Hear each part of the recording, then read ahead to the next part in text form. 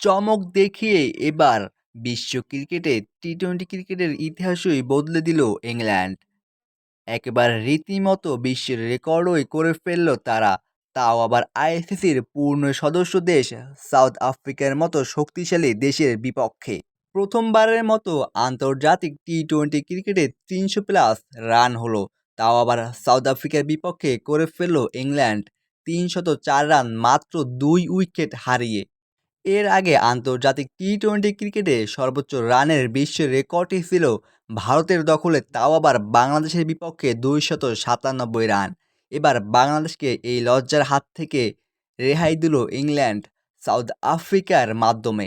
Africa বনাম ইংল্যান্ডের মধ্যকার ৩ ম্যাচ টি-টোয়েন্টি সিরিজের দ্বিতীয় টি-টোয়েন্টি ম্যাচে আগে ব্যাট করতে নেমে নির্ধারিত ২০ ওভারে মাত্র ২ উইকেট হারিয়ে ৩০৪ রান সংগ্রহ করে ইংল্যান্ড, যেটি কিনা টি-টোয়েন্টি ক্রিকেটের সর্বোচ্চ রান এবং বিশ্ব রেকর্ড।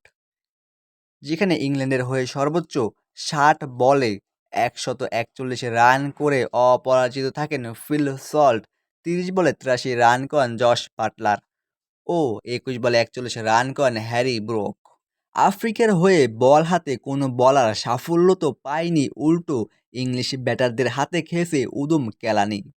৩০৫ রানের বিশাল পাহাড় সমান বিশাল রানের লক্ষ্য তাড়া করতে নেমে মাত্র ১৫৮ রানেই অল আউট হয়ে যায় আফ্রিকানরা ১৬ ওভার ১ বলে।